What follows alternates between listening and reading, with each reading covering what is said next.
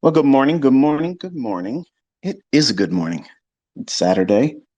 I know I told you in the live stream yesterday, in the last hour trading, that I didn't feel I was going to be able to do one today, but my youngest son spent most of last night streaming and playing online gaming with his friends, so he'll be sleeping in today. So that gives me the opportunity to do what you all love me to do, and I don't mind doing, which is jawbone on Saturday morning, Shotgun Saturday. So if you haven't already done so, I tweeted a visual aid. I'll be referring to certain things, so that way you can look at it while I'm talking about it, and I'll cue you up when to look at it specifically. But it's a chart that I tweeted as a visual aid. It's essentially the entirety of Friday's trading, and that way we can look at a couple things, and I'll share some market wizardry with you. But the discussion today is order flow and live price action. And you probably heard and seen and witnessed a great deal of things this week that were hopefully inspiring to you and encouraging, and hopefully also communicating that there is no noise or randomness in price action, even on a 1 minute chart. So I promised you last year that I'd sit down and I'd show you and walk through every individual 1 minute candle, explain what it should do, what it should not do. And that way it'll help you grow familiar with order flow without any other assistance, no other kind of gimmick that is used in trading, depth of market, ladders, and volume profile, all those things. And please, when I say that, I'm showing you a stark contrast to using tools that are outside of just naked price action. I'm not kind of being is in some respects, it sounds like I'm being disrespectful. While I do hold no affinity for any of those quote unquote tools, I know that there are students, even in my own group, that utilize them and have, a place in their heart for using it. Okay, it's fine.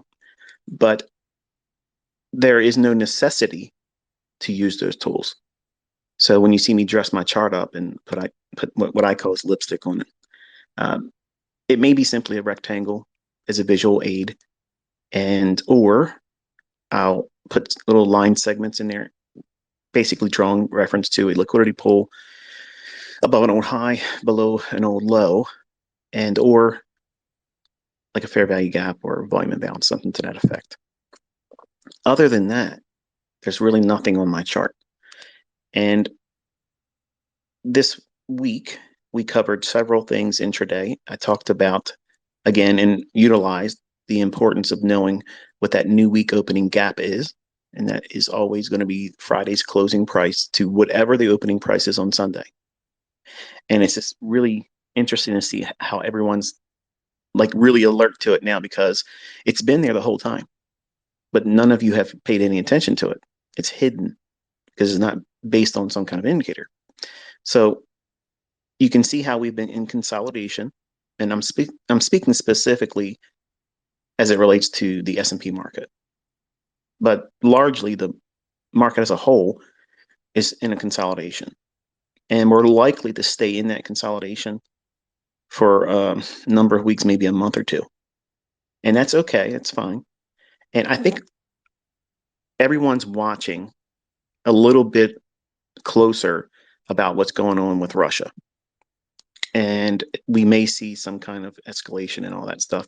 And if it does occur, that's going to cause the markets to get really animated, which is great in that regard, but it's bad because nobody wants to see anybody hurt or killed because of a war event. But unfortunately, one of the things that you have to come to terms with as a speculator is we can't control adverse things and famine and war and pestilence, disease and death. We can't stop that. But we can take that storm and go into it and say, okay, well, where's the rainbow after all the, the deluge? Okay. You look for the silver lining. And it's one thing to fall victim to that, but it's also empowering for someone to be able to say, okay, this is terrible. It's hard. You can't stop it. You can't change it. You can't do anything to divert it from occurring if it does. So I don't have a problem I have no moral conflict with profiting from it as a catalyst in the marketplace. Now, some of you might think, "Whoa, you're evil. You're evil because you're trying to make money off of pain and suffering and death." No, actually, I'm not. I'm taking advantage of price fluctuations. In the beginning, I was thinking to myself, "Wow, is this a Christian type thing to do?" I know that this is probably the root cause for all of this volatility. When crops go bad, when I was a commodity trader, you know, I didn't wish a drought, but if it occurred, guess what happens in the grain markets? They go vertical, straight up. And those types of moves, you want to be able to participate in. In speculation, you're going to be met with a lot of psychological and emotional barriers. And by me sitting with you, showing you every individual candle painting, explaining what I would like to see, what I don't want to see, and then being met with the reality of what the market's actually going to do, it helps you frame a mindset. And that mindset needs to be guarded.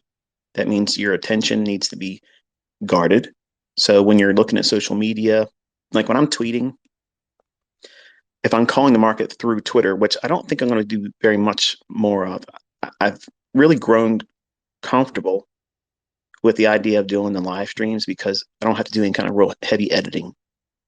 So we'll probably see more of that kind of stuff and less of the pre-recorded recordings. So I'm sure you're probably all happy about that, but it helps me with my time and time management at home. But watching me outline and give commentary over top of live data, it will help you if you don't look at social media. And if you are tweeting to me or trying to get my attention, and I'm not seeing you, I'm not going to see your tweet. I'm not going to be looking at social media. And I don't have a chat window on my live stream for my personal guarding of my attention because I know I'm invariably going to get some kind of asshole that show up and want to get attention for themselves. I don't care. You make a case for what you saw me do in a live stream. Okay, just I guess go in there and disprove it. Have fun trying, but that's not my focus right now. I'm trying to get through this year, and I want to be able to invest as much as I can into you before we get to the end of the year. And I'm having fun doing it. Hopefully, you guys are as well. But I covered the new week opening gap for a couple weeks now. My private students have known this. We've talked about this as kind of like a charter level education, and they, as charter members, they're learning equally just like you are. I'm expounding on something that I introduced to them. And now you're seeing the fruits of understanding what that is and what it can bring to you in terms of knowing what price is likely to do next with a great deal of probability. And what is that? I mentioned that the new week opening gap, which is the closing price of Friday, the previous Friday, and the opening price on Sunday, that range, whichever higher, Friday's close or Sunday's opening, and the midpoint, which is consequent encroachment. You want to extend those levels through the entirety of the week. Now, here's another factor. You want to use that same opening range for every week that starts in that same month.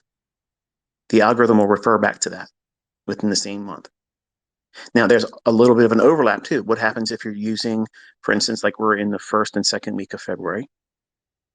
Are we just using 2? No, you go back as much as 4 weeks because there's going to be rotation that the algorithm is going to refer back to. It's not always looking at the calendar dates like we would look at, like when January closes, stop right now. This is a reminder because I know some of you are just kicking back, eating potato chips, pork rinds, getting ready for the big game this week, and you're just chilling with ICT. If you're not writing this stuff down, you're wasting your time. You're not going to remember it. You will not remember it. So make sure you have something to write with and record what I'm saying.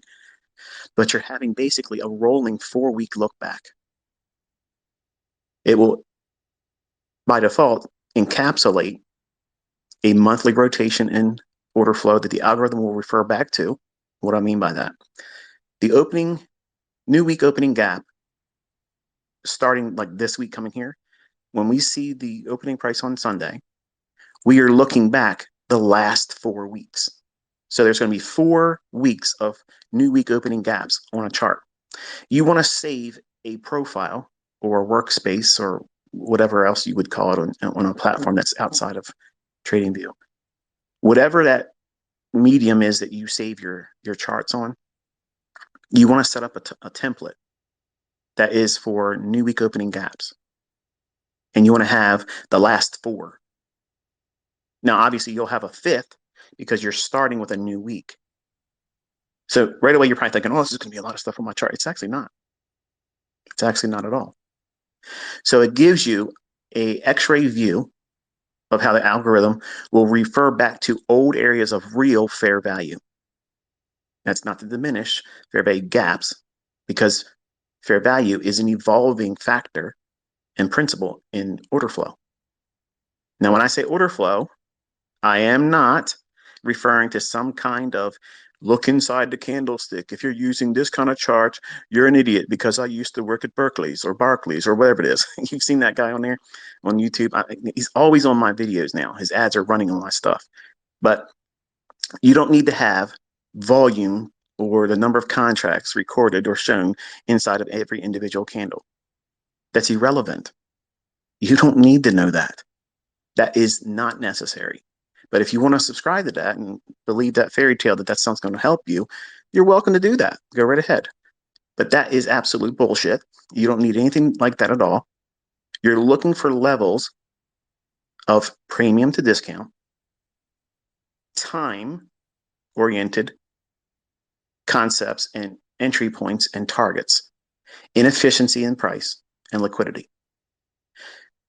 Now, you can also create a template for your new day opening gaps. And what is that? That is the difference between the 5 p.m. closing price on the S&P. This is also for Dow futures and NASDAQ futures, and any index really that closes between 5 o'clock and reopens at 6 p.m. Eastern time. So the distinction for new day opening gap, which is always going to be abbreviated as ND,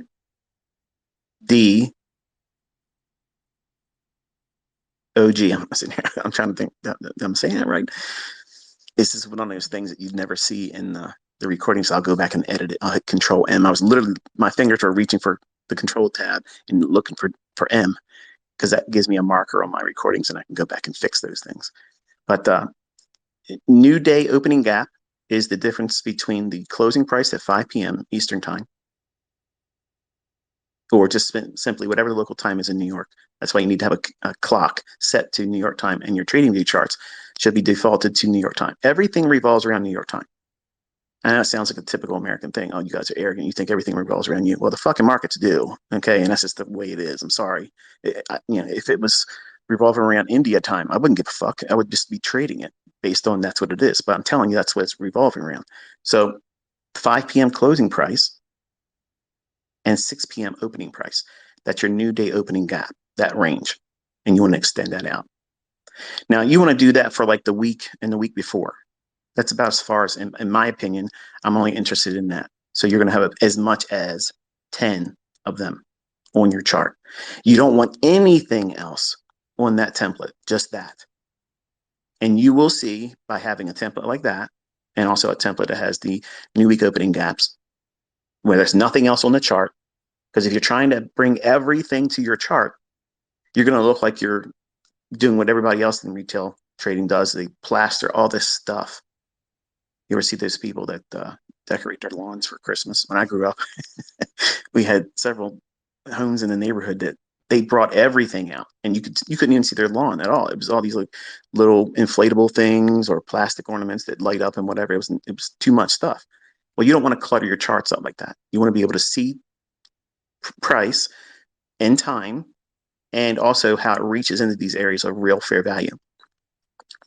You'll be surprised to see how markets reach back to them, turn, gravitate back to them, turn, go through them, act as support, go through them, come back and act as resistance. You'll see real order flow. And it's really a fascinating study. And I don't want you to just take my word for it. I want you to look at it, study it. When the weekend, go back and see how the market referred back to those price points. When didn't it respect it? When it didn't respect it, was it on the heels of a market report that was high impact or medium impact? All those things are important for you to journal. So when you're, I guess, screenshotting, or if you're printing, which I think is extremely expensive today anymore, when you're buying ink, it's better just to have in that opinion, in my opinion rather, for keeping screenshots and annotations, it's better to screenshot because it's more economical to do that. But I like, on the weekend, I'll print one chart out, and it's basically what I just shared with you. So what I do is I refer to that, and then I literally pencil in, not pen, pencil in things that I liked seeing about price action. One or two things that I was expecting that didn't pan out, and anywhere that I would have taken a trade that was wrong. If I get stopped out, if I miss a trade, if it doesn't fill my limit order to get into a move, then I'll write down my observations and my thoughts about it. I don't go in and say, shit, I missed this fucking move. Why did I not do that? Ugh, that's frustration. You don't want to record frustration. You want everything. You want to be writing a love letter to yourself every single time you're journaling. You're encouraging that inner trader to come forth. You want to manifest that positive thought, principle oriented, analyst supported speculator. And you want to stomp the shit out of the gambler that's inside of you that wants to well up all the time and push the button just to see what would happen. So you're constantly balancing all that stuff. But I usually print a 1 minute chart like that because I don't need to have a 15-minute chart. I don't need to see a 5 minute chart because you can see every turning point with that 1 minute chart. But you can also see much more details in the order flow. And I only brought out, in my opinion, some of the salient points, which is also what was making its way into my live streams. So you can see what I was referring to, points of importance to me, and what I felt that was algorithmic for future prognostication, which was told to you real time, either through Twitter or when I was doing the live sessions. So we'll get to that chart in a moment. But for now, I just want to talk a couple principles that you want to have when you go forward, and you've seen me implement them this week in our first, I guess, hands-on over-the-shoulder ICT experience with live streaming and calling the markets. Order flow, by definition, mine, is reading the tape and internalizing how price is being delivered right now. Is it in a buy program? That means it's going to continuously move towards higher prices. And that could be gravitating towards an inefficiency that's above market price, or a liquidity pool above an old high or relative equal highs, or multiple highs. Like we've seen this week, we've seen 4 intraday highs and then ran it and then went lower. Or order flow is referencing and studying price right now, live. If it's in a sell program, where it's continuously pricing lower for a discount, reaching into either a inefficiency, that's either a fair value gap or maybe a volume imbalance, or an actual gap, like a gap at the new day opening or new week opening. So when I taught the PD array matrix in the core content that you can see on my YouTube channel for my private tutorship, the PD array matrix, I gave out a very specific order of where certain PD arrays would usually form in their hierarchy. So the highest form of a premium array to the lowest form before you get to equilibrium, where they rank among themselves in delivery usually. Volume imbalances are not in that PD array matrix. Institutional order flow, entry trails are not really in that either. And new week and new day gaps don't exist in that ranking either, because why? They're variable. There's no There's no static reference point where they're going to form. It always looks like this. No, it's not true.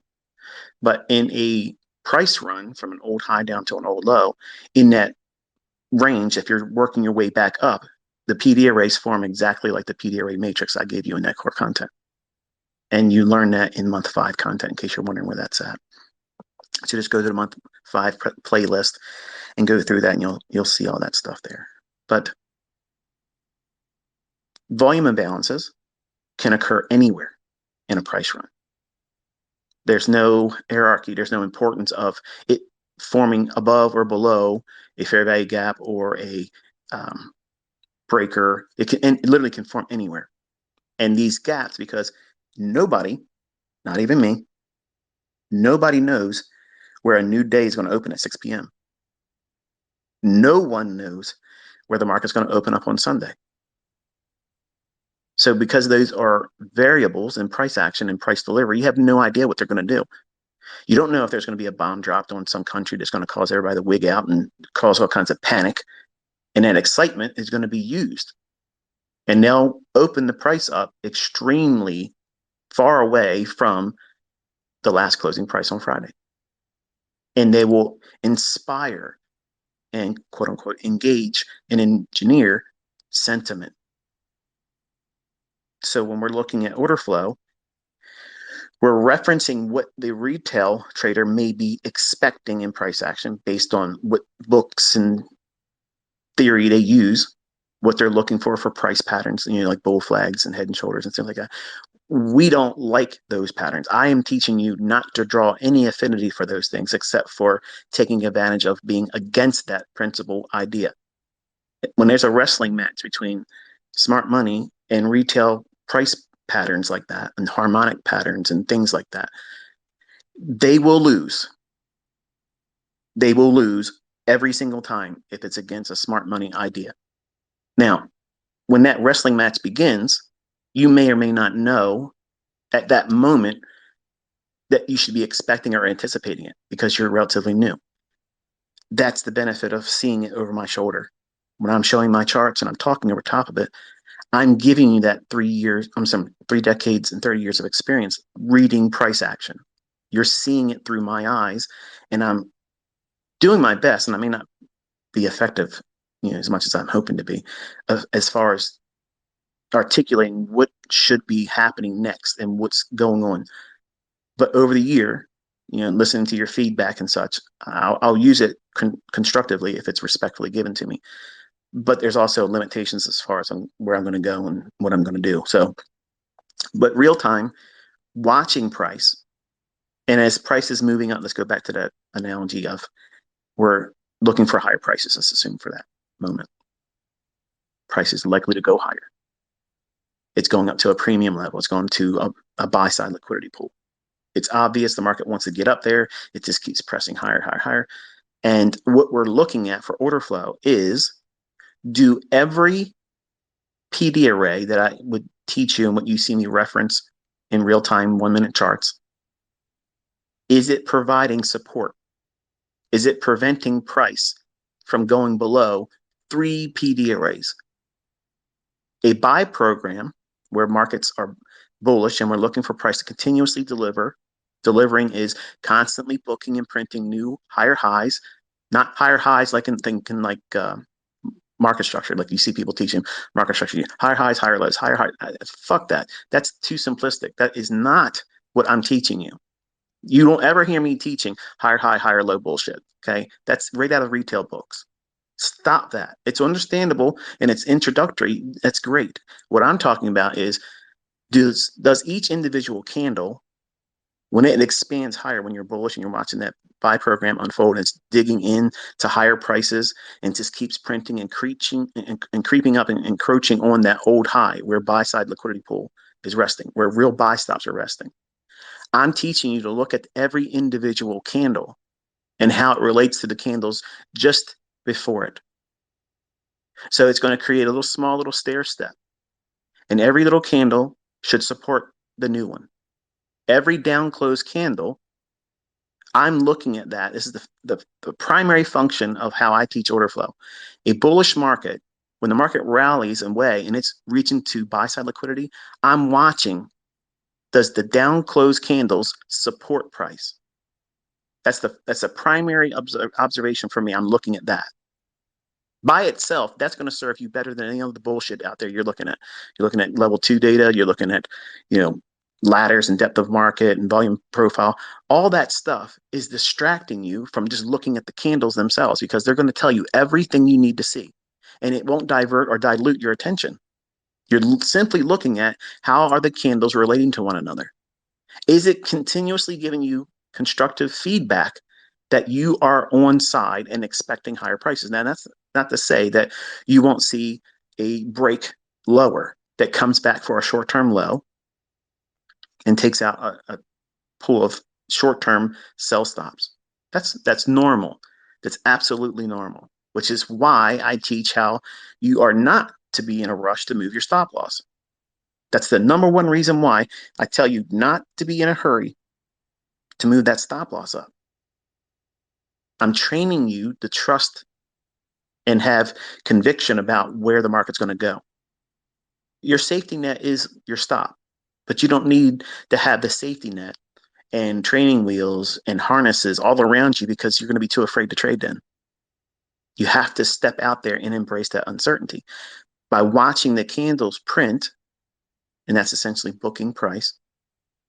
When that higher price is expected, that's gravitating towards that buy stops, every down close candle should support any return back on the new candle or a future candle that would trade down into it. It's going to expand higher and then pull back a little bit, expand higher and pull back a little bit. And the narrative behind what price is doing, you can read that and internalize how all the real order flow is coming in. I don't need a fucking chart to tell me how many orders were at every price level inside that candle. That's too much. That's too much information for me. I don't give a shit. I'm reading what the market's going to, I'm already going to know what the fuck they're going to be doing. I'm telling you that they're going to be buying here. Just listen to my commentary when the candles are forming. All right. It's going to go down here. It's going to stop here. I don't need to know what the numbers are, just like those reports. Who gives a shit what they say about the data? I don't give a fuck how many people lost their job. I don't know how many people's going to get a job. The employment data, it's all bullshit. It's old anyway. You can't do anything with that. So why waste your time on all that? It's extra shit. Focus on what matters most. That means the price right now. And as long as price is moving in the direction that you expect it to go to, down closed candles are supporting price. Now they can go through them. When would we expect price to go through them and not freak out? If there's a fair value gap, if there's a short-term low that has recently formed, and we are not in the upper quarter of where the price should go to for target. Let me say that again slowly so that we understand what I'm referring to. If you believe that you have figured out where the low is in the market for this particular price swing, and you think it's going to go up to an old high where buy stops and buy side liquidity is, that midpoint of that run, that will be equilibrium. Now that range is not really there yet. You're just implying that that's where it's going to likely go. So therefore, between where you think the beginning point of that run is, the low, you may or may not actually be in the move yet, but assuming that you are or aren't, who cares? The midpoint of that equilibrium price point, at that point or below it, that's where your best buys are going to occur. But now, as soon as we get to the upper quarter of where that target is, you're going to see less likely retracements to a stop that would be below old lows. Like in other words, the market's not likely to go back for sell stops. Now it can, but largely it doesn't. And this is getting back to when I was teaching you this week how to, when you're pyramiding and you're adding more to a winning trade and you're building your positions up, as soon as you cross the threshold of the opposing side of that discount to premium or premium to discount range, and we're going to use the analogy I'm talking here, we are in a buy program. That means they're expecting higher prices. It's going to go to a premium inefficiency fair value gap or an old high to run out stops. So that's the magnet, that's the draw on liquidity. So as the market goes higher, Whether you got in at the low that started that price run or didn't, you got to know exactly where to go back to see the beginning of that move. So that point of inception and where your target is, which is terminus, between those two price points is equilibrium. That's where the difference between discount to premium, that's where it starts and ends. But if you go halfway between equilibrium to your target, which is terminus, that's in premium range, not discount. In other words, think of it like now we're overbought. I'll talk to the folks in here that are used to listening to and understanding retail logic. As soon as we get to the final quarter of the run that gets to the target, as soon as we get into that vicinity in terms of the price run or range of how far it's been moving up, it's less likely to see a stop run below old lows. Why would it be like that? Because it's going to be in a hurry to run out the buy stops because they may catch wind about what's likely to occur. You know what it's like to be short and your stop sitting above an old high. You're praying you become a Christian then, don't you? You're looking for Allah, you're looking for Jesus, you're looking for whoever. Somebody answer me. You become religious then. Even the atheist starts praying. Because you know as it's getting closer to your stop, it's likely to do what? Run for it. And that's why the market is less likely, not that it's impossible to do so, but it's less likely for it to come back against you and run sell stops before it runs to your target.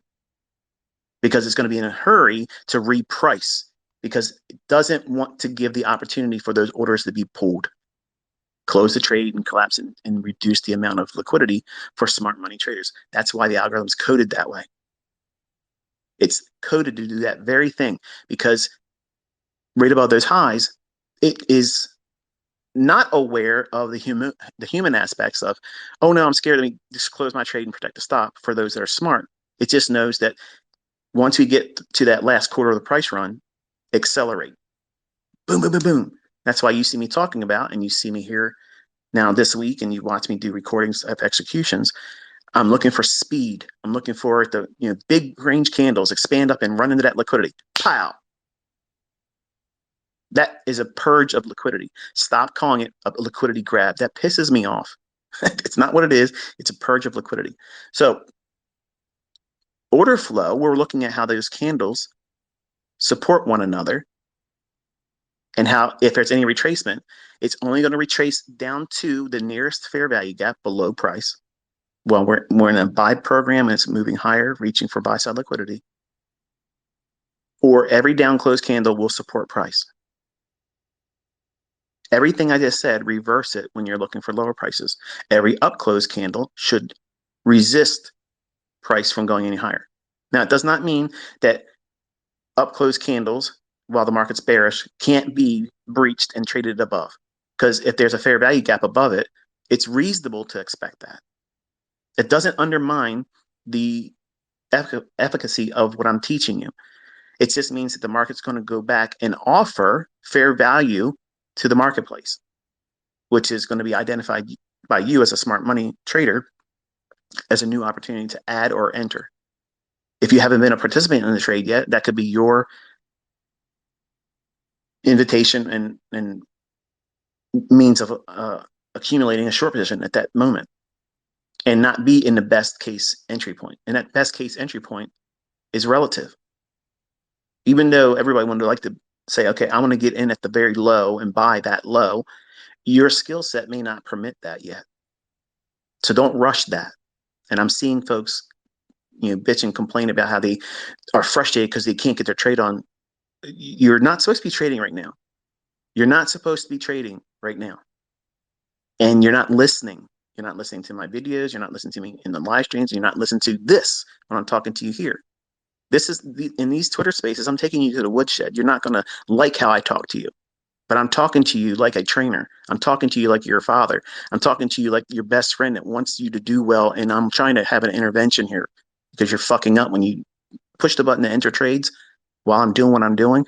You're not learning anything. And the proof is you're complaining because you're complaining about and worrying about that your trade didn't get put on instead of understanding what I'm teaching you, watching and observing that, and seeing what it is that you're supposed to glean from these lessons, not just simply, well, He said basically to pick these lottery numbers, and I'm going to do that.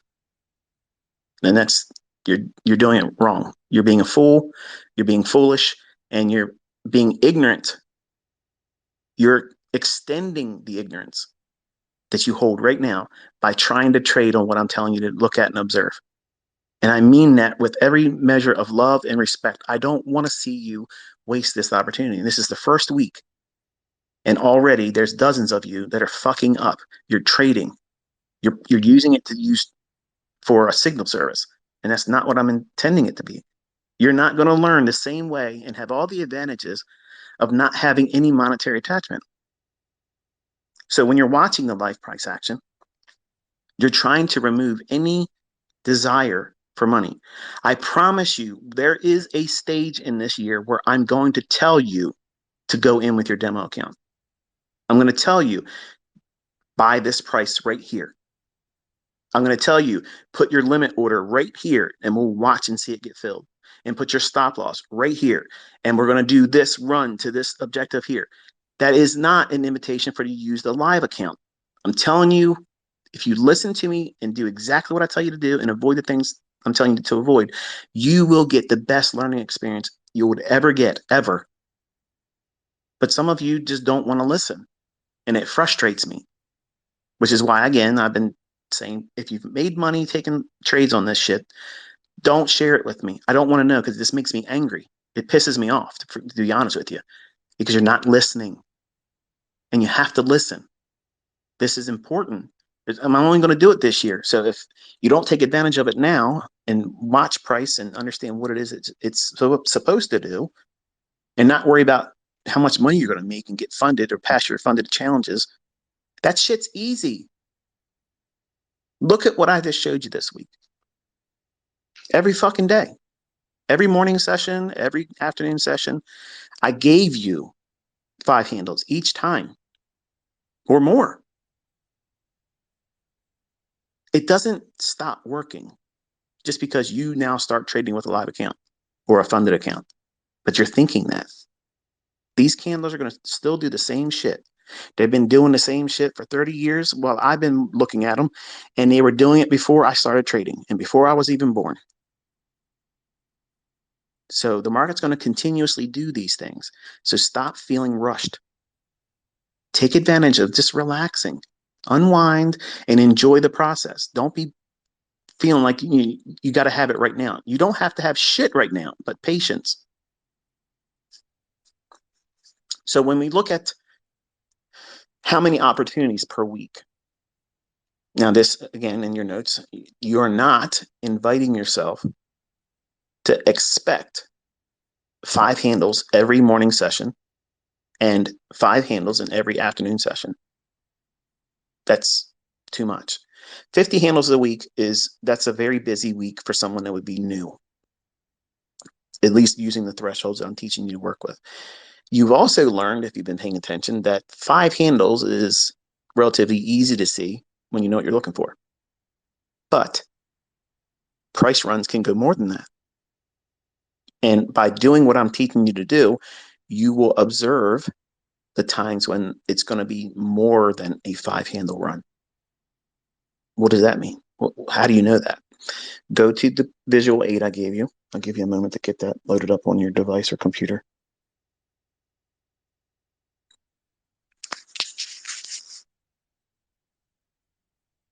I can already hear people bitching now. You should just do this on a live stream. No, you should just listen and do what I'm telling you to do. All right, so I gave you a chart of Friday's trading, and you can find that on my Twitter. It was probably maybe 1 or 2, no, like 2 or 3 tweets back. It'll say visual aid. And it is the 1-minute chart of February 10th, 2023. And if you look at the far left, there's a dotted line vertical line says New York 9:30 opening. And on the far right-hand side is a vertical dotted line that says the 4 p.m. close for New York. In between those time intervals, you're looking for 5 handles as your initial baseline measurement for progress. You are not to be expecting, like I'm seeing some of you, you're not to expect to be able to pick out the 4069.75 low that I annotated early in the morning before the New York session. During the London session, I was talking to everybody on Twitter. You're not expected to know the 4104.25 high. The importance is to know how many times, by looking at through this entirety of price action from the low to high across the full spectrum of 9:30 opening to 4 p.m. close. This is the canvas that you're working with every single day. You, as the trader, need to look at this and say, what does this life that I'm living right now and leading, what does it allow me to trade? Does it allow me to trade the first half of this before 12 noon New York time? And that would be the morning session. Or is it more appropriate for you to be trading in the afternoon? Either one's fine. One doesn't have any better opportunities. They all have opportunities. But to help you frame your approach to trading and build a model that's unique and permissible for you, that your life and the requirements in your life will allow for you to engage. It may be that you can only do it 1 or 2 times a week. Okay, those 1 or 2 times a week is just fine.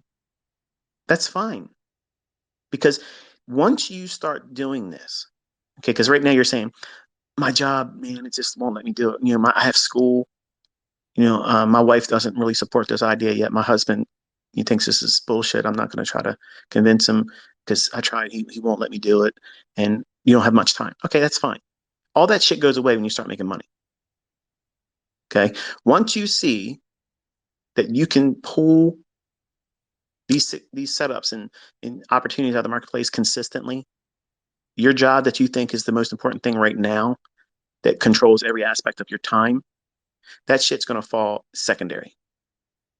You're thinking right now, I'd like to learn how to trade, but I got this job. I'm afraid to lose everything. I'm afraid to take a risk. And okay, entrepreneurs, here's the difference between an entrepreneur and someone that's going to be in the rat race forever. The entrepreneur tests to see if there's opportunity. Once the entrepreneur sees there's valid evidence to support that they can absolutely be profitable doing it, the job that they hold as their shield, their pillar of insurance, they hold on to that. That's their fortress and high tower they run into when things get rough. At least I have my job. Fuck that shit. That job is not guaranteed. Just like your next trade isn't a guarantee in winning. But see, you think that your job, that's a safe thing. That's a fortress of solitude. It is a bunch of shit. It's slavery. They have literally brainwashed you into thinking that that is what you should accept. And I'm telling you, that's not what you should be accepting. You're being limited. Your entire life is being held back because of that fucking job. You can only make what that person that employs you tells you you're going to make. You can't make any more than that unless they're nice to you. And this is what they've been teaching you. If they're nice to you and they let you get some fucking overtime so you can make the Christmas bills that you create for yourself. I know I used to do the same shit. Beg and plead, hey, can I have some extra hours? Can I please slave for less than I'm really, should be expecting as income? Let me prostitute my time some more and be away from my family some more for a little bit more money, for 1.5 times of the bullshit pennies that you give me. When you start seeing that you can do this, that fucking job is going to be secondary now. And that's exactly what you want. You want to do everything that beefs up and fortifies what you're doing as an investor. Because as an investor, there is no ceiling. There is no limit that you can say, okay, this is as much as I can earn. Who says that? Who says that you can't do that? Who says that you can't make $10,000 a month? Who says you can't make $10,000 a week? Who the fuck said you can't make $10,000 a trade? Who's saying you can't? The only person that can stop it is you. You, the same person that's saying, I don't like having to go to work, but man, I'm glad I got my job right now. What would I do if I didn't have my job? What the fuck would you do if you didn't have your job and you're earning money from your investments? That's the question you should be asking. Flip it instead of saying, what would I do if I lost my job? That's an abusive relationship and you're fucking holding on to it. You need to look at this chart right now. One of these two areas in the day, that's your home. That's where you're going to start. At your next home that you're going to move into. Mentally, psychologically, and you're going to live there. You're not going to give a fuck what the neighbors are doing in the morning session if you're trading the afternoon. If you're trading the morning session, you don't give a fuck what your neighbors are doing in the afternoon session. You're picking one. You're going to become a specialist in this, in that specific time of the day. And you're going to look for 5 handles. This is how you progress. This is how you go forward. Observing price action and keeping in mind what a 5-handle run looks like. And you're not going to be limited to 5 handles. You will learn how to do 20 handle moves, 50 handle moves, and like you've seen me many, many times execute on over 100 handles. One trade. Full pull, no partials. Partials are for you. They're for you. They're like training wheels. I don't need to take partials. My trades are better selected when I can see partials there. That way, if something comes in where I can see maybe something's coming into the news wires where, some unannounced event. Biden's got he's getting ready to have a unannounced press conference. Oh shit. What's this fucker going to talk about? Then I can look to say, okay, let me scale some of this stuff out at logical places that would be profitable for me. But my trades I don't need to be taken off partials. I explain and show you that because you aren't me. You don't have 30 years experience. You don't know and how to trust and have the conviction to hold to your target. I do. I'm going to teach you how to do that. But I can't teach you to do full pulls on your trades when you haven't even learned how to, number one, master yourself, get yourself in a position that you can be trained and learn. And then you start small. 5 handles is easy. 5 handles replaces your fucking job. I don't care what you make. You can be a surgeon. I have them. 5 handles, you can make more than that surgeon earns in a year. All the heavy lifting is done by money management. You just need to have the cookie cutter that repeats over and over and over again. This thing that you keep doing, that's your multiplier. 5 handles right now is easy for you to learn to do. It's not easy when you first start. But if you look at these price ranges in the morning session and the afternoon session, there's several 5-handle runs in there. Easy ones. The problem is you want more right now. You're holding yourself to an expectation that you are not realistically going to meet. And then you're wondering why you're depressed and anxious. You're feeling rushed. You're weighing yourself against what you think you should know by now. And that's bullshit. There's only been 1 week. 1 week. And you think you're supposed to quit your job and be able to double your fucking account in a month. That's not practical, man or lady. It's not something that you should be aspiring to do right now. Can you do that and eventually over time? Sure, you can. Absolutely. Let it be a goal that you work towards, but you have to place time and experience and invite the opportunity for that experience to come in and build before you take on those monumental projects and goals for yourself. But the first thing you're trying to learn how to do now is find the setups that repeat. And then once you find that one that repeats, you will learn how to trust it because you see it happening every day. Every day it'll be there. I promise you. Scouts Honor, you will see a fucking 5-handle run every day. Every day. Every fucking day. If that market's open, 5 fucking handles is laid in front of you every single day on a silver platter. You just can't identify it right now. And that's absolutely normal. That's normal. There's no reason to be anxious about that. But at some point, you may be forced to make changes in your personal life to be able to do this. I did. I had to. I had to work 2 part-time jobs to get the difference between what I was earning at my full-time job. It's a lot. One job was across town, one was real close to my home. One paid next to nothing, but those hours were permissible because of the times I'm trying to trade. And I was trying to do that morning session with the bond market. That's what I was trying to trade. That was the thing that I was working towards. And I had to give up, my job so I could be in front of the chart to do that. It's scary, yes. But I didn't do it blindly. I said, I'm going to do this now because I have all this back testing. I have all this forward testing. I have the data to support the fact that I know I can make $1,000 a week in bonds. And I don't need to trade every single day. I'm looking for that one trade for that 1 week. I'm teaching you how to see this every day. That builds confidence real quick, but not to inspire overconfidence. Not, I'm quitting my fucking job tomorrow, man. I'm ready. You got me all hyped up now. No, I'm aligning your perspective and aligning your thoughts with what it is I'm trying to put you through.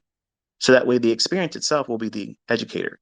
I'm just the coach. I'm putting you in front of the charts when the setups are going to form, trusting that your observation skills, which are hopefully menial, if you can read, okay, and if you can observe, you'll see it. It'll be there. It'll jump off the chart. Right now, it probably doesn't jump off the chart. I mean, you can see where I'm annotating the charts in the morning session. You can see where I've annotated in the afternoon. Those annotations were real time. They're not added after the fact. So when I talk about what the charts are likely to do, what the next candles and what series of candles and what it should perform, going higher or lower, don't go lower than this, go here, stop, maybe retrace and consolidate and go up here next or go down here next. All of that is experience. That part comes to you over time. How much time? You're all going to learn that differently. Some of you are going to warm up to it real fast and get a feel for reading order flow quick. And some of you are going to require a little bit more time. Do not fault yourself for that. Chances are you're probably just worrying about things and what if thinking. What if I don't get this as soon as I want to? What if, I lose my job now and I wasn't worried about that. Now fucking ICT is giving me a complex. I'm having a phobia about losing my job now. Good. You should be afraid of losing your job. You absolutely should be afraid of losing your job because you're not essential. You're not. You can be made redundant real quick. So you have to have a way of being able to do what? Because if you lost your job, let's just say it like this. If you lose your job, they fired you. You go in on Monday and they say, hey, look, and you're sacked. You're out of here. Here's your pink slip. Goodbye. What the hell? They don't care. They don't care that you have children. They don't care that you have student debt. They don't care that your mortgage went up because they raised property taxes. They don't give a shit. But what are you forced to do then? Go out there and look for another job. That may require you to do a different work schedule, workload, skills that you aren't really that good at yet, but you got to go through the stress of going through it. Why? Because you got to earn money. Okay, the money that's available in these marketplaces, why is that any different? All you're doing is going through the training process to get your certificate, your degree, your diploma. That's what you're here for this year. Some of you want to walk out and be a fucking surgeon just because you read Grey's Anatomy. That's not practical. You can't do that, folks. And this is really technical. And it's very hard, and you're wrestling with the brightest minds in the entire world. And they're trying to beat you. They're making it almost impossible if you use retail stuff. Because those things, they're distractions. And all I'm asking you to do is really look at this chart and figure out where, and don't use these individual swings to justify either. Think about where you are in your personal life. What changes are you comfortable with making to allow yourself to be in these markets watching it live? 2.5, 3 hours of a day, a couple times a week, that's all you need. Because one good setup per week can replace your entire work week and what you earn. It doesn't feel like that, but it's exactly what it is. And when you can repeat it every week, it compounds. And then because you can do that, your confidence level, your trust in yourself and what what you're learning and what you have learned will repeat. Then you're willing to do what? What an entrepreneur does: expand, make more changes to allow for this to completely and utterly replace your job. But that doesn't happen right away. You can't try to force that to be immediate or overnight. And I know that's not what you want to hear, but it's what you need to hear. You need to understand that because you're going to hold yourself back by having that mindset instead of just simply saying, okay, I'm rolling my sleeves up. I'm committing this entire year. It's less than a 4-year degree, but you're going to make more than any PhD, any master in business because there's no limit to this. You pour as much as you want to pour into this and you get what you get put in. You put shit at, you half-ass attempts to do it. Don't be upset when you get half-ass results. You're going to lose money when you're doing it, just like when you lose money when you don't make the work. You get sick, you lose money. Your kid gets sick, you got a medical bill. Well, that's a loss. You don't look at it like that, but that's exactly what it is. So there's all these perfect excuses that you're using to not do what's required to be successful in speculation. But if you look at these individual candles here, every individual candle represents 1 minute of time. What's the highest high of that 1 minute interval? What's the lowest low? Where is the opening price of that 1 minute candle? Where's the closing price of that? That's the only thing you're concerned about. And time. You can see, obviously, the highs and lows.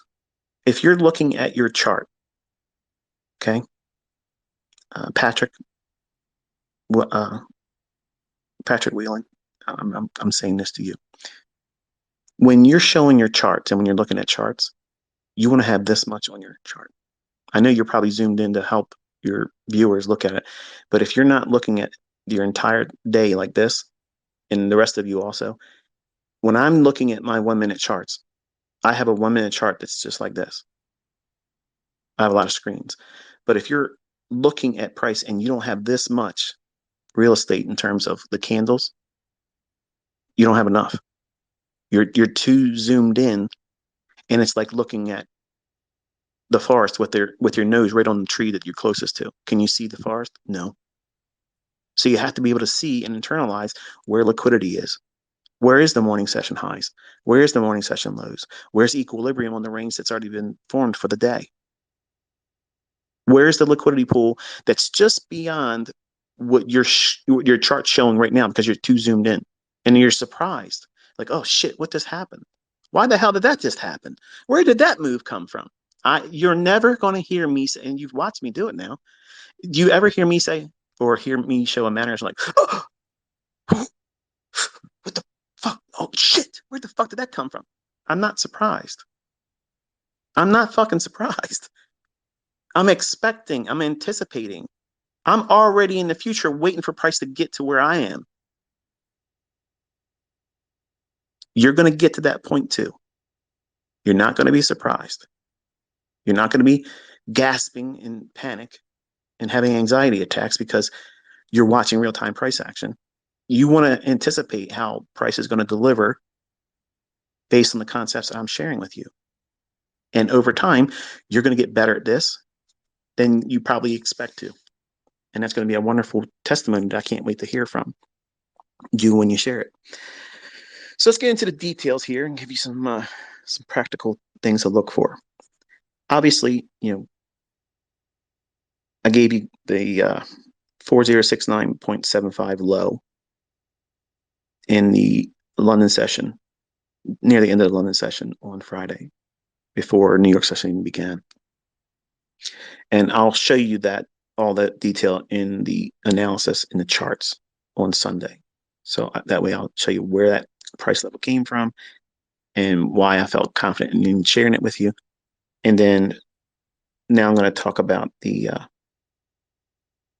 41025 level 4101.5 level, the 4104 level, and the 41050.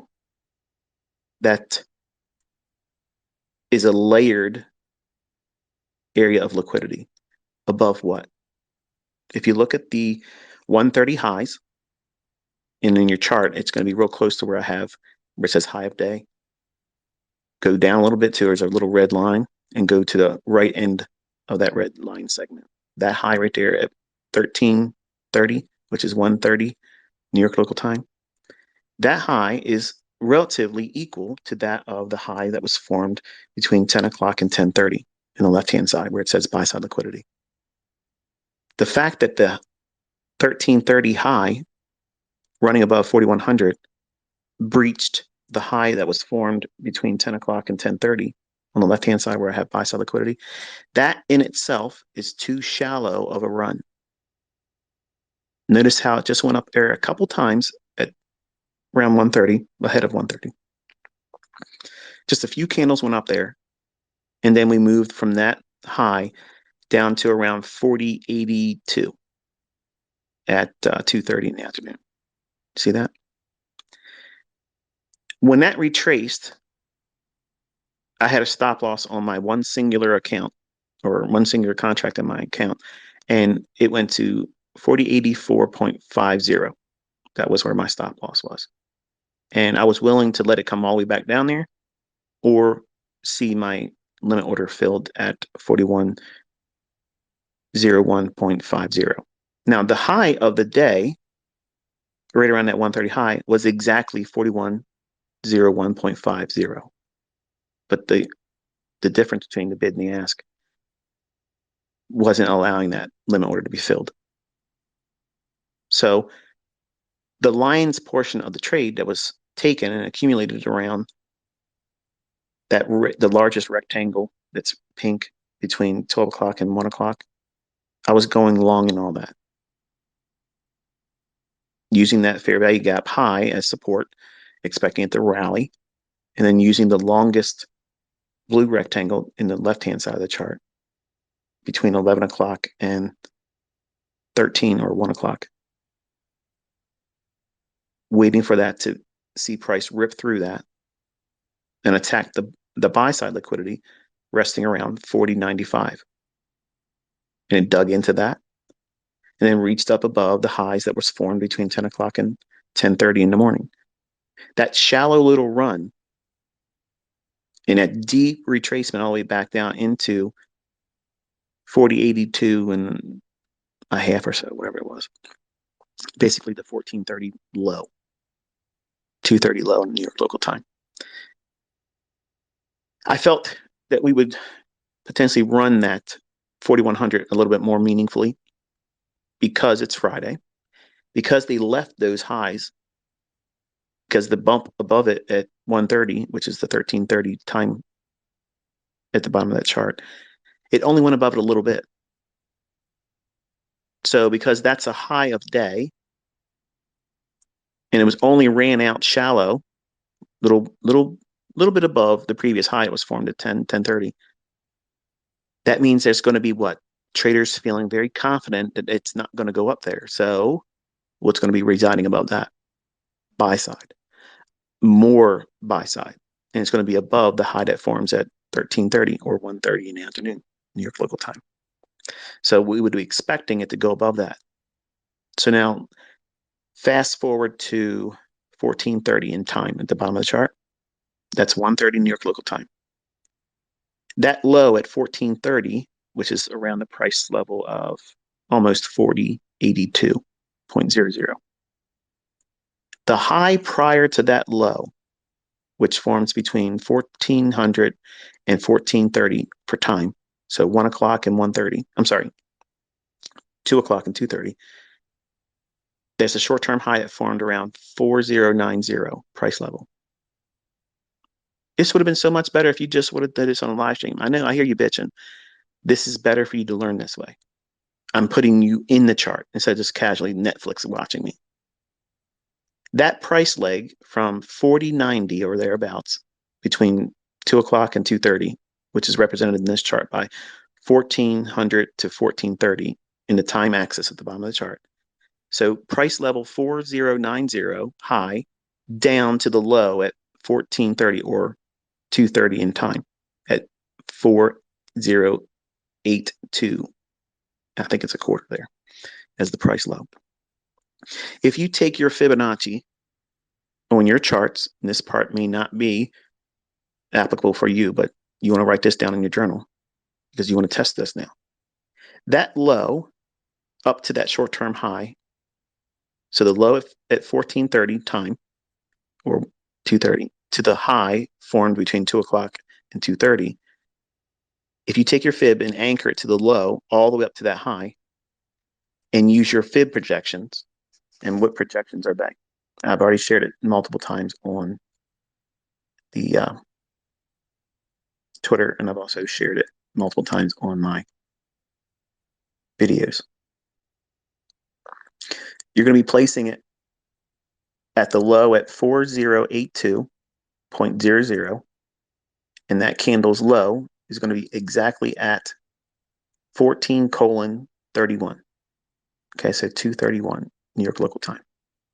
And you're going to drag the Fibonacci up to the high on the 216 high, or in this candle, or in this chart, it would be 14:16 candle. And it would be anchored to the price level exactly at 4090.75. In your Fibonacci, you're going to have settings set to negative 0.5, negative 1, negative 1.5. And on that price run, from that low up to the high, you're measuring expansion. And you want to see standard deviation from that price leg. I'm going to tell you why I'm picking that, but just for now, do what I'm telling you to do and stop worrying about anything else. The negative 1.5 level is the only standard deviation that is above, or the very first one, above the relative equal highs to the left. Notice that? At 130, which would be represented by 13:30 on the time axis at the bottom of the chart, those highs relative to the highs formed between 10 o'clock and 10:30 are relatively equal.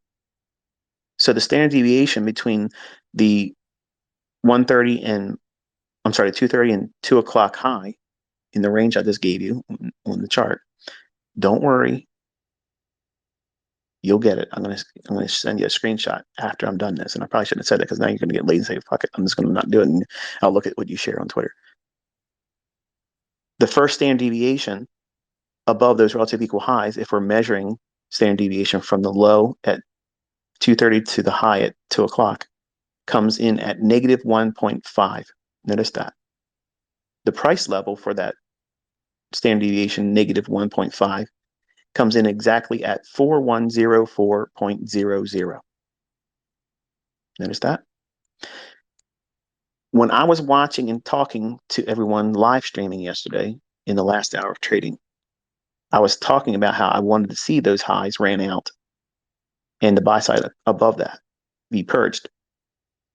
I wanted to see price go to 4102.5. And then I said I wanted to see 4104 or 4105. And if it was to get really animated, I'd like to see it rip up into 4109. The reason why I said 4104 was because of that price leg and that expansion using standard deviation. It's not cherry picked. I'm going to explain the logic. But for now, just have that on your chart. Okay. Now, if we go back to the low, you're going to start another Fibonacci overlay. So your tool for Fibonacci, you're going to take that and you're going to anchor it to the low at 12:16. Okay, at 12:16, that candle, that low, you're going to anchor your Fibonacci to that. And if you look to the left of that low, the high that forms inside of that fair value gap, the candle is at 12:07 or 7 minutes after 12 noon. The high of that candle is 4080.50. The low that you're anchored to on the 1216 candle, the low is 4072.25.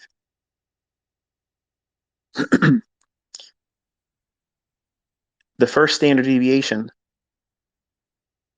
above that relative equal high, if you're anchoring from that swing I just told you to anchor to, the first standard deviation above the morning session high between 10 o'clock and 10:30 comes in at negative 2.5. If you don't have your Fibonacci settings to have that, you just add it, and the price comes in at 4101.25.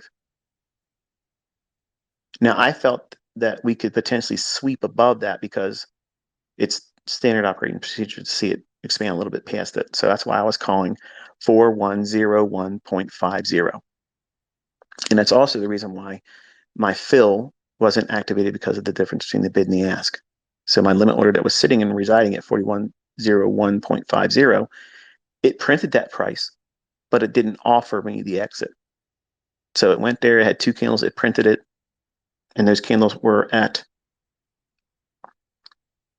120 and 121.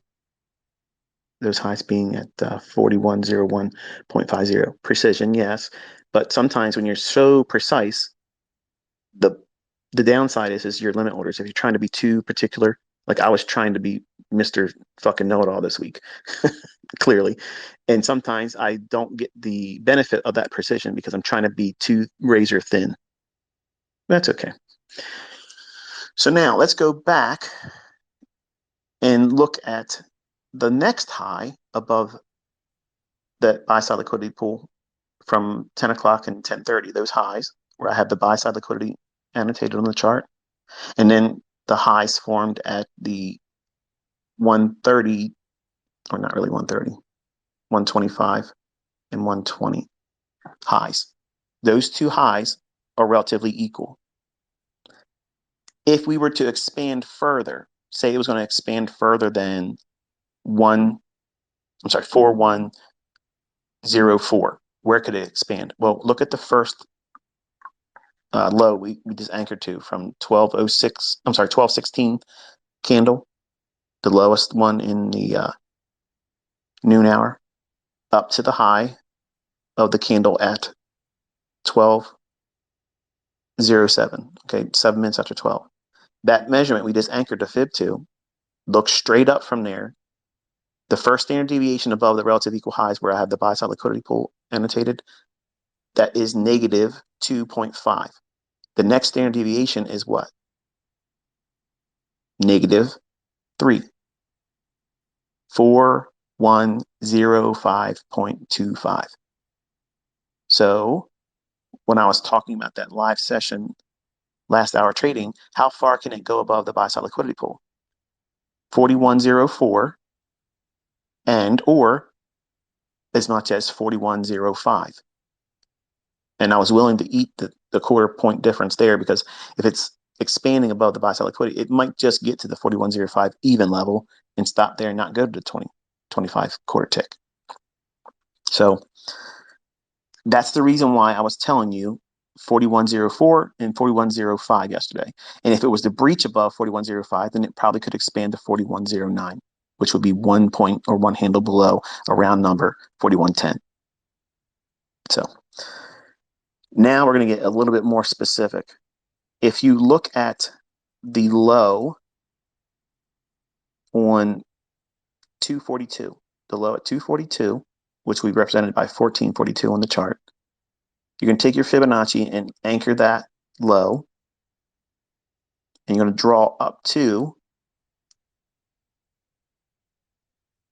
the high formed at 235, okay, which will be represented on the chart, 1435, that time candle. The high I'm sorry, the low that you're anchoring to on the 1442 time candle, that price comes in at 4084.75. And the high that we're anchored up to and drawn up to with your Fibonacci on the 1435 or 235 New York local time candle is 4091.25. Okay, the high is 4091.25. And your Fibonacci expansions would be first one takes you to what? Above the relative equal highs that we were aiming for, because that's the draw on liquidity. That's the whole premise of what we're looking for. How far into those pools of liquidity can we go to? Because we're not fucking trading supply and demand zones. We're not in some ambiguous area. We're looking for a scientific measurement of exactly what it should reach for. The first standard deviation above those relative equal highs is what? 4101.00, right? Nope, because the high to the left of that at 1320 or 120 in the afternoon in New York local time, that high on that candle is 4101.50. So you can't use the negative 1.5 level, which is a half a point less. So what's the first standard deviation? -2. What's that price? 4104.25. What's the high of the day? 41.05. I'm sorry, 4104.25. Now, roll back, because we just anchored that swing from the low of time candle 1442 or 242 up to the high of time candle 1435. We just measured that. Now let's go back and do the same thing with the lunch low using the candle at 1228. So you're going to take your fib, anchor it to the low at 1228, and draw the fib up to the high formed at either one of these highs at 1223 or 1224, because they're both posting the same high for each candle. I have mine on the anchored to the 1225 candle. And the high of that candle comes in at 4080.50. The low of the candle that you're anchored to is 4076.50. Now, straight up from there, what is the first standard deviation that you got to consider when we go above the buy side liquidity? It would be -4, but look what happens when you see -4.5. What price level is that? 4104.25. We have two swing lows that have what? A swing low that's higher to the left and a swing low that's higher to the right.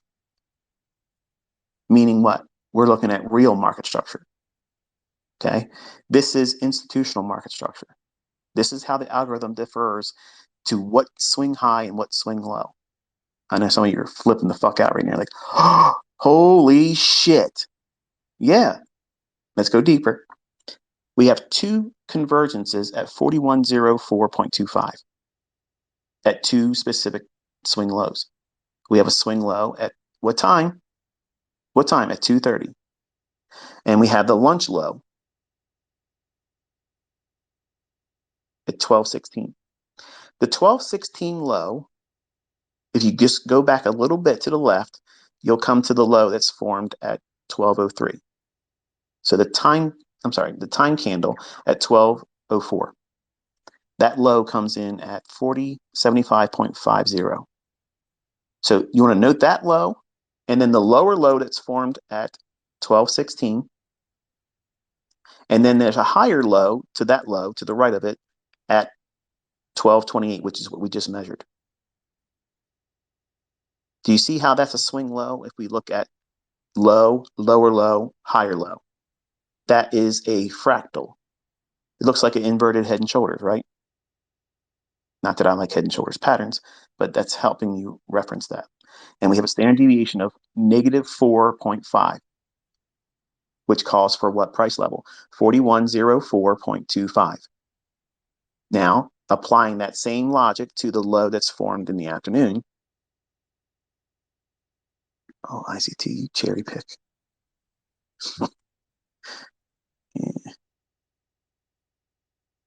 Using the low at 232, measured up to the high of the candle at 1416 or 216 in time, that price swing called for what? 4104 even at negative 1.5 standard deviation. We have a low that's higher than the low at 1431, that candle. Go to the left, and you'll see the low formed at 1407, the 7 minutes after 2 o'clock. That candle, which would be represented at the bottom of your chart at 14:07, that low is higher than the low formed at 1431 or 31 minutes after 2 o'clock New York local time. Then later on, we see what?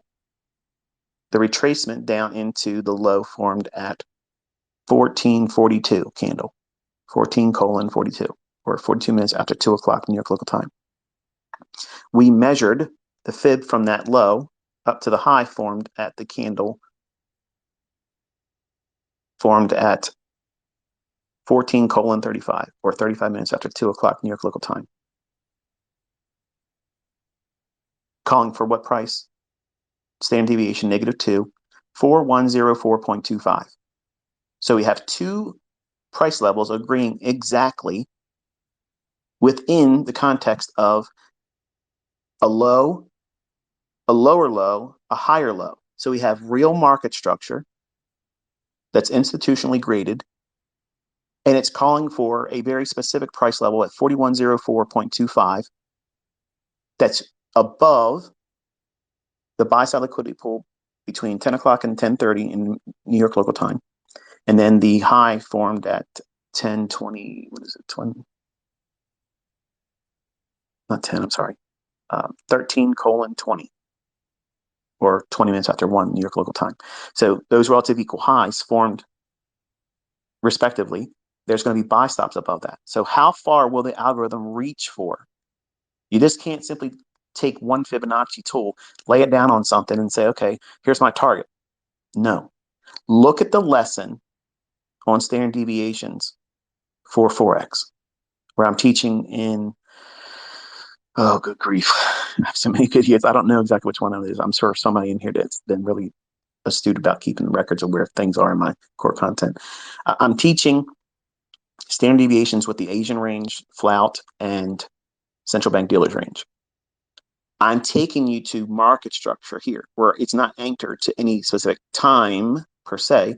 It's anchored to what the market is providing in terms of structure. So if I'm bullish and I think those relative equal highs are going to be blown out later on in the afternoon, preferably the last hour of trading, 3 o'clock to 4 o'clock New York local time, or which will be represented by this chart, 1500 to 1400. I'm sorry, 1500 or 15:00 to 16:00. That time of day, the last portion towards the right side of the chart. So if I'm expecting the liquidity to be drawn up into there, I don't want to just roll the dice and just say, well, I don't know where it's going to go. No, I want to do some measurements, because this is exactly what the algorithm is going to do. It's going to refer to these points of reference. And it takes you right to what? 4104.25. So because I've fallen victim earlier in the day, trying to be Mr. fucking everything, 4101.50, my limit order never got filled at the 130 or 120 time window, and then retrace back on my stop on the one single candle, or one single contract rather. So now, when I was in the afternoon session yesterday doing it live, I called for 4104.00, or pop up to what? 4105 even. Both of those levels were called for with the quarter point extra. So I didn't want to call that out there and be short of it, because it wouldn't meet that criteria that would be an exit if you got there. You understand what that means? I'm building in the allowance for, yes, I can call that level, but it went 1 point or 1/4 point past it, and that's okay. So I was trying to finesse the actual better pricing because I got burned early in the day because I didn't have that bid and ask difference of 1/4 point to be having my limit order get me out at 41.01 and a half, despite calling that level being, to the tick. So that's what institutional market structure is. Okay. Institutional market structure, there is no book on it. Goldman Sachs boys don't know it. Nobody else knows it. I've taught it. Okay. Because I pulled it out of the logic that the algorithm itself utilizes when it books price. I don't give a fuck if you believe me, because I'm using it every single fucking day and to the tick precision. And I'm sorry, I got to let it out sometimes because I'm tired of seeing jokers pretending that their bullshit is what makes these markets go up and where they go to. It's all horseshit. It's doing something that it's mathematically calculating at specific elements based on what? What's the primary driver here? The market's going to go up to those relative equal highs, which is exactly what I teach you to focus on initially when you're learning with me. You have to know where those areas reside first. Trying to teach this kind of lesson without you understanding why those two equal highs or relative equal highs at 10.20 and 13.20, why orders should reside above that, I would be unsuccessful in trying to teach that. It would be like, this is bullshit. I don't know. I'm not going to spend the time trying to learn this. But now, because you know what relative equal highs have above it, which is what? Buy side liquidity. You want to know what's going on. What's the science? What's the technical fucking science? Why the market's going to go above that? Where's it going? Well, here you go. The technical science ICT delivers. There's a fucking algorithm, folks. It's literally booking price based on what I'm showing you here. It's not in books. But you have to start where? Ground zero. Understand where liquidity is. That's going to act as a draw or a magnet on price. If it's going to go up, why is it going to go up there? There's orders up there. It has nothing to do with any other Mickey Mouse fucking patterns that may be below that. That's your religion. That's what that is. You have a cult-like mindset if you believe in supply and demand, Elliott wave, harmonic patterns, animal patterns, trend lines, moving average crossovers. None of that shit is the catalyst for why price went up there. The orders resting above those fucking highs, that's the real reason why. There's no other reason why. Zero. You honestly fucking believe that these investment banks, these large funds, these firms out there are literally swinging on the hopes and fucking prayers of these animal fucking harmonic patterns? You really fucking believe that? Like, really? There's billions of dollars being shuffled every day. And you think, honestly, you think that that shit is what they're using? These fucking people laugh at that stuff because it's nonsense. It's the equivalent of the same thing as the last time my elbow was aching, the market went down. I'm going to be a short seller today. It's the equivalent of that. There has to be scientific, something tangible behind it.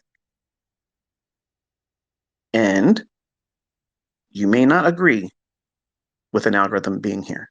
You may not agree with that's what's really going on. Put that aside. Put that aside for a moment. Is this not more palatable if I'm showing you how to use market structure in a lesson I've already taught, institutional market structure? I'm showing you an advanced version of that, using the logic as to why I called live in yesterday's afternoon PM session. Some of you just don't like me, and that's the wrestling point.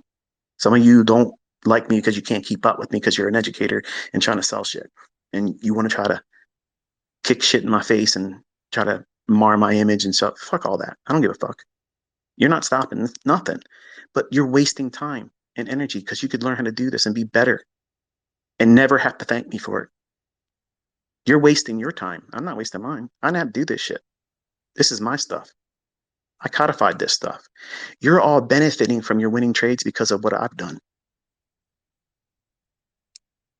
You want to know why, how to, and when not to do it? That's what I'm teaching you this year. Stop worrying about all the other shit. So let's go into a deeper dive on that last hour. I shared, I don't recall, honestly, if it was this week. The lines are blurred with the what I shared because I gave you so much this week. In the previous week, I don't know when I told you about the macro in the last hour being 3:15, which would be represented by in your chart if you have TradingView set to New York local time. It would be 15:15 to 15:45. So 1/4 past the hour to 1/4 before the last of the hour. That 30-minute interval, there is a last hour macro that runs, and I'm going to explain that to you here. If you look on the right-hand side of your chart, take almost swig of this spring water here.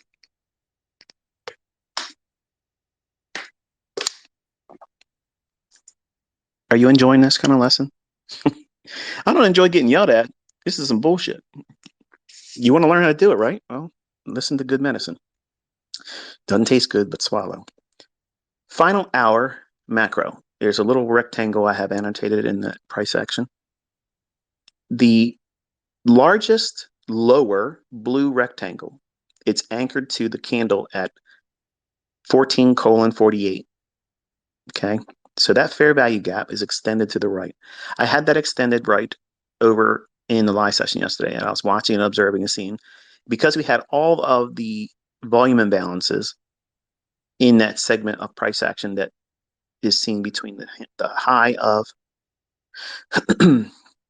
15:19, which would be the little short-term high that bumped up to the bottom of the middle rectangle, not the volume imbalance, not that little thin one, but that high down to the low formed inside of the fair value gap around 40.8750 in price, but the time is 15:25 or 25 minutes after 3. In between that range, there's multiple fair value gaps. I'm sorry, multiple volume imbalances. So it's spotty. And I mentioned this yesterday. And for a better understanding of what I mean by what I'm saying here, you can literally just watch the PM session, final hour of live stream I did yesterday. I actually talk about that as it's occurring, and it causes a little bit of uncertainty. It makes it harder. It's a harder read on price action. So you have to wait for it to do whatever it's going to do and then use what it gives you after that. Meaning, I was expecting it to maybe dig down into here and then run here. It went down to the original fair value gap I had noted here. And then as it went down here, I said, I'm going to pull it down to this one. I'm actually talking over a chart like you're fucking seeing it. Sorry. I was looking at the fair value gap formed at 232. So on your 232, or what will be represented on your TradingView chart at 14:32, that fair value gap is where I annotated and changed the fair value gap to that one. Just watch the live stream that I did yesterday. You know exactly what I'm talking about. So it's kind of like that's supported documentation for what I'm teaching here today. Because there's a lot of volume imbalances inside the price action between 317 and 328. That's spotty price action. You have to wait for the displacement. Where's the draw on liquidity? The highs at 4,100 and plus. So what are we going to look for? You wait for the displacement. We see that happen on the 329, or what we represented by 15:29 candle. We break higher above a short-term high that's formed. The short-term high that's there, it's 15:26, that minute candle. It rips through it and trades, and we go watch that afternoon session live stream. I said, I want to see it trade above the fair value gap that is on the 315 candle, or represented by time on TradingView at 15:15. I want to see it go above that and come back down and act as support. Wouldn't you know it? It trades all the way back down to the lowest point of the fair value gap on the 15:34 candle, or 34 minutes after 3. Where does that occur? It's inside what? About the midpoint of that last hour macro. Remember, 315 to 345. It's going to create a price run on liquidity that has not been purged. Where's that? Those relative equal highs. Your attention was taken to those relative equal highs anyway. So now we're looking at a very specific, quote unquote, scientific event. There's an imbalance. That fair value gap that's on the 14-minute candle after 3. In other words, 15:14 for time. That little middle rectangle that's basically at the 40.92 level. The low end of that fair value gap price is 4093.50. And it goes exactly to that price and stops dead in its tracks. No fucking zoo patterns, no animal patterns. Elliott wasn't riding no wave here. No supply and demand, no trend line horse shit.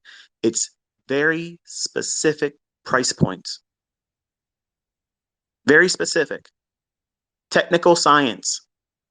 And Anton Creole. It ain't technical science. Around here, we use technical science. And nothing fucking comes close to this. There ain't a motherfucker out there that's teaching anything that's like this. Nothing like this. Nothing else is closer than perfect. This precise every fucking day. Come on. Seriously. You don't have to like me, but you got to fucking love this, okay? This is the market. You want to be trading, you want to be precise. This is the stuff you want to be using. And it trades right into that fair value gap. And we want to see what? We want to see it advance higher. Does it show a willingness to go higher? It does. Trades higher and breaks above the last up close candle before it dropped down into that lower fair value gap on the candle at 11 minutes after 3. So 15:11, that up close candle. In the middle of that candle is mean threshold. I mentioned in the live stream, all this stuff was called out loud live in front of like 12,000 people were in there. I said, I want to see it dig through that. That is that little pink level that's anchored to 4095.25 on the chart. I told you as a visual aid. I wanted to see it rip through that, not just dance around it. We had what? It created a volume imbalance at the, what is that? 37 minute after 3. So 15:37 minute marker. That candle opens higher, trades down to the pink line that I have annotated, which is the mean threshold of that bearish order block. Market rallies away from that and then comes back down on the candle at 42 minutes after 3. So 15:42. We overshoot the volume imbalance. That's fine. Volume imbalances can be traded through. I'm very forgiving, and I mentioned this also before. I don't know exactly where I was at in that live session, but volume imbalances, they can trade through them multiple times. But if you know your bias, where it's likely to draw to, at a later time, it can come right back up and go back to respecting the very specific levels, which is the low, the consequent encouragement midpoint, and the high of the volume imbalance. So that's that signature I'm looking for. Does it respect it? Does it allow for continuation going higher? Well, look closer. That low at 42 minutes after 3, so 15:42, we go through the volume imbalance that's formed between the candles of 15:36 and 15:37. So that little volume imbalance where there's no bodies touching or overlapping, it's just a separation from the bodies alone. That's the volume imbalance. It wicks down through it on the candle at 15:42. Then we advance higher, but the next candle we open, where we trade down to? The volume imbalance high, which is the opening price on candle 15:37. That opening price is 4095.50. The low of the candle on 15:43, or 43 minutes after 3 New York local time, that low comes in at 4095.50. What's the similar is there a relationship between that and the opening price on 15:37. It's the same fucking tick. It's the same value. So what happened? It wicked through the volume imbalance, opened, traded down to the volume imbalance, and then what happens? Boom! Off to the races. It rips through the fair value gap. It rips through the relative equal high at 1539 candle and 15:02 candle. So there's relative equal highs there. There's buy side. So if it's going to go through that, what's it going to do? It's going to really ramp up to run into the relative equal highs at 1020 and 125, which was the real draw on liquidity the whole day. So we see it tear into it, comes back down, hits the fair value gap formed on the candle at 128, or for this trading view chart, it would be 13:28. The longest blue rectangle drawn out. That's the fair value gap I'm actually drawing your attention to now. The low of that fair value gap is the high on 129 candle, or 13:29 time candle, that 1 minute candle high. That high comes in at 4096.50.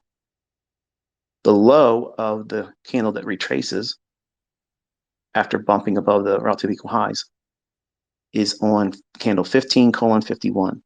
The low of that candle comes in at 4096.50. What's the relationship there? It's the same fucking tick of the low, the fair value gap formed at 128. And then what does it do? Runs right on up to 4104.25. Now, listen, folks, listen.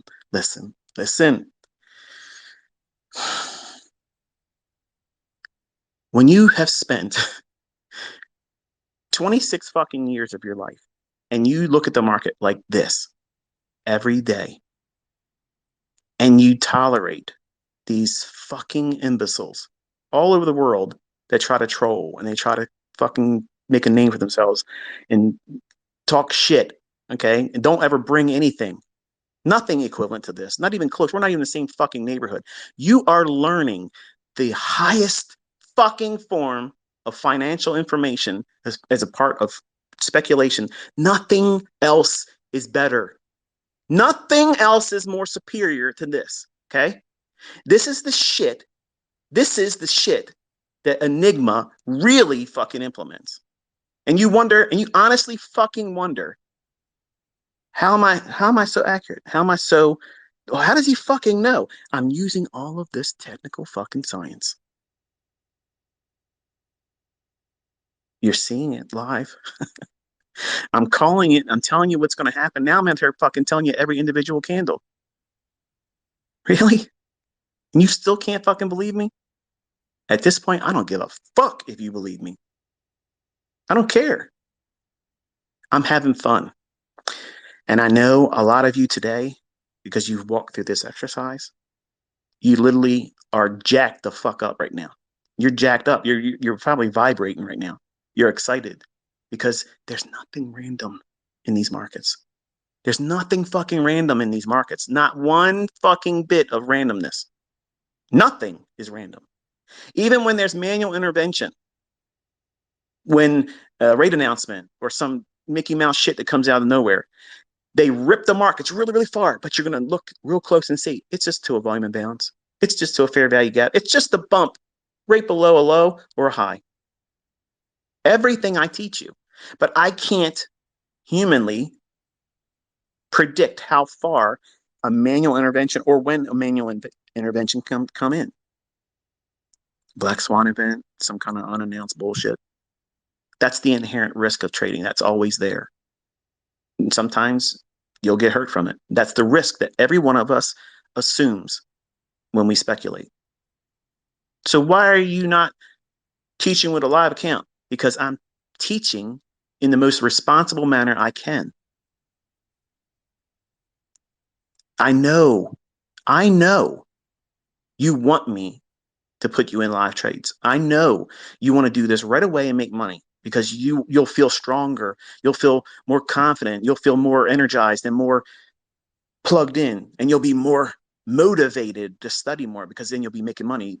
Whereas right now with a demo, yeah, I'm not inspired. If this kind of lesson and this precision doesn't inspire you, get the fuck out of here.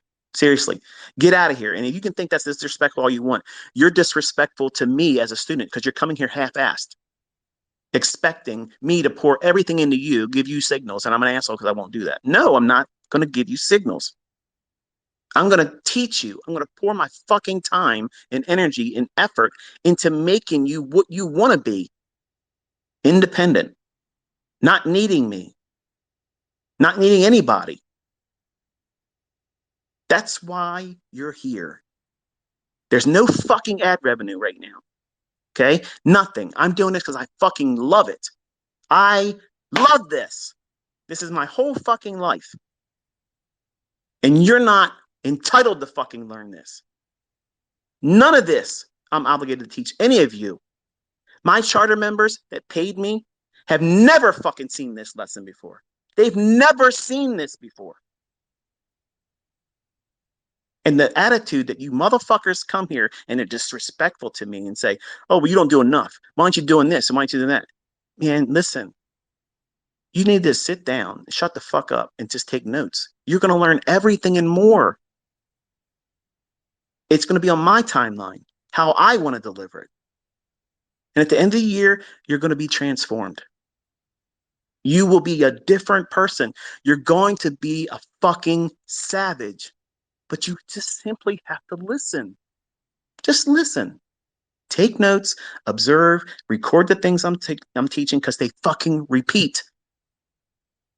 The logic repeats over and over and over again. But you won't appreciate it until you do this kind of work where you dig into the charts and you take the information I'm teaching you to go and say, okay, I'm looking for this.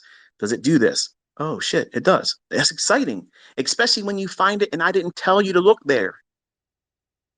That's what the students, that experience, that epiphany, that aha moment, where they don't need to have any more further convincing about a particular concept that may or may not be acceptable to them initially when they first come here. Once they start seeing it, it's like, oh, wow. Yeah, it's really there. What else can I learn about it? That's the right mindset. That's the right mindset. So I think it's time for ice cream. I do believe that those individuals that have gone through this, and if you didn't go through it live, obviously you can listen to the recording. I'm almost certain that someone's going to be making a video doing the very things over a chart, and that's fine. That's cool.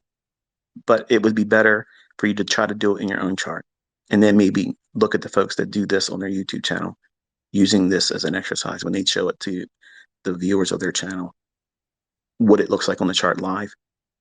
Don't rush or wait for that guy or that gal to do that on their YouTube channel. You're missing the learning experience by doing the audible version of this. Walk into the charts, listening to me, and then have everything mapped out on your chart as you just go right through a blank canvas of data. And confirm that you have the right fair value gaps with the visual aid I gave you on Twitter. If I would have had an experience like this when I was 20 years old, there's no telling where I would have went, because I would have all that time to use this information. For a long time, I've been afraid to share a lot of this stuff because the algorithm is doing things at these specific times that I can't teach you that part. But I can't be faulted or held accountable or punished for teaching you like this. And it was very hard, and a lot of prayer and guidance from a voice that you may not believe exists, but it was guiding me, telling me what to focus on and how to bridge that gap, because I prayed and prayed and prayed. How can I bridge what the algorithm does into a language? That way I can communicate it to others. Look here. Look here. And I took you there today. I did to you how it was done to me. I just cussed a lot. That voice didn't.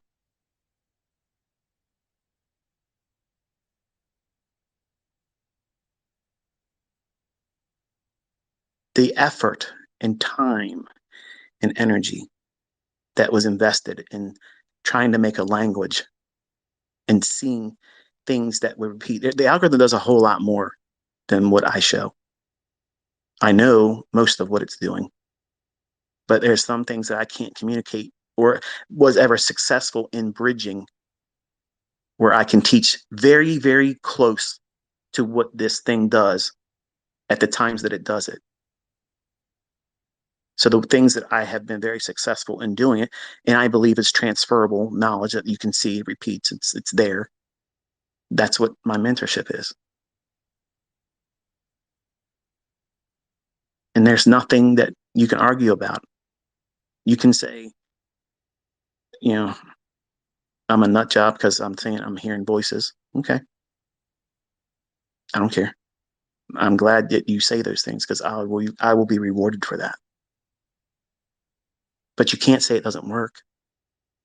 You can't say it's renamed retail stuff because it's not. Just because I'm using a Fibonacci to take your attention to a level, nobody uses a fucking Fibonacci like me. In fact, I've been trolled. Nobody does a Fibonacci like that. You're fucking right. Nobody else does that. You're right. They don't. Very specific ranges, when they're multiplied within a specific sequence, reaching to what? Liquidity. It's not limited to just buy side liquidity and sell side liquidity. It's reaching up to an imbalance that you may be targeting as well. And I'll leave that part for you to study on your own. But the first lesson I teach all of my students is to look for the draw on liquidity. That's where the market's going. Why? Because there's real orders there above the highs and below the lows. Yeah, of course, everybody knows their stocks, but nobody's fucking trading like that until I started teaching it. Everybody's using those double bottoms to buy. Everybody's using the double tops to sell. None of these fucking books was talking about going up there and attacking it. I have no books ever written, ever disclosing that's what you're attacking. You're going to do that.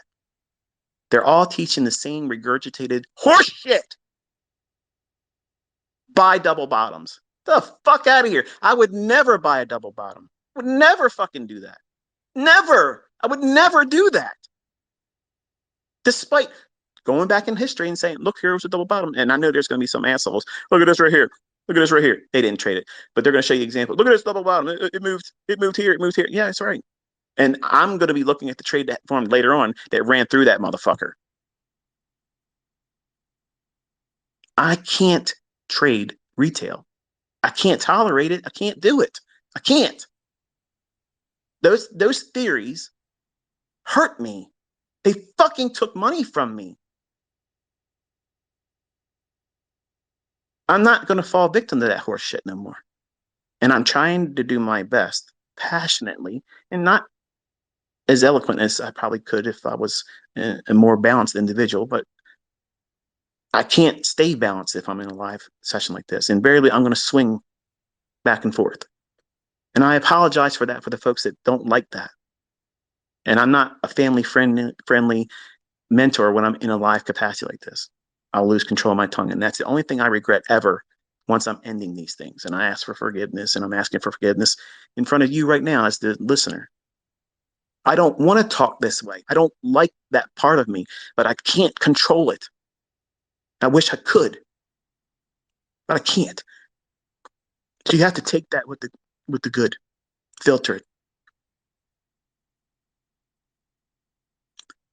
I want you to do well. I want you to learn.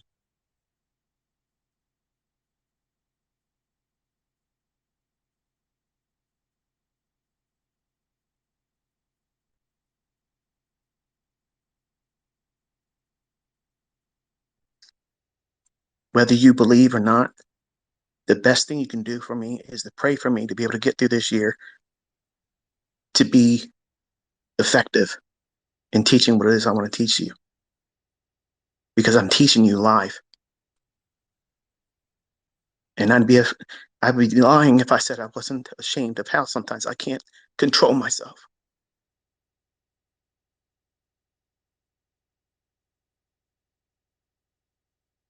I don't feel like a good advocate because I can't control how I say things. But what I'm saying is the fucking truth.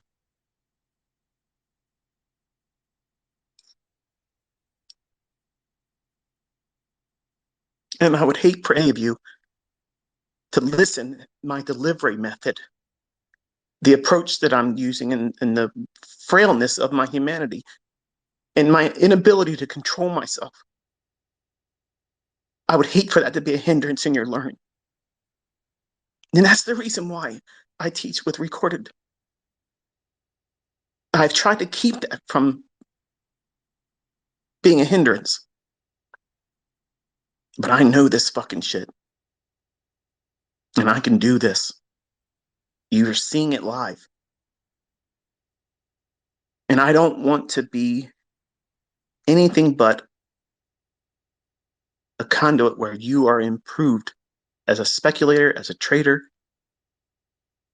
and not at all hindered by anything I've done, taught, failed to be able to do effectively. So pray for me to be able to do this more balanced. I already know it, but I need to be balanced as I'm doing it. I'm a human being and I have a lot of mental baggage that I carry.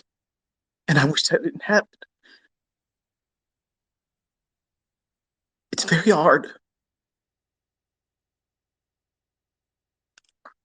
But there ain't a motherfucker walking that's got as much passion and willingness to teach you that I do.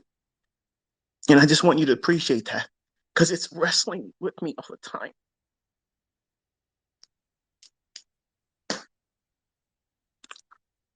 That's it.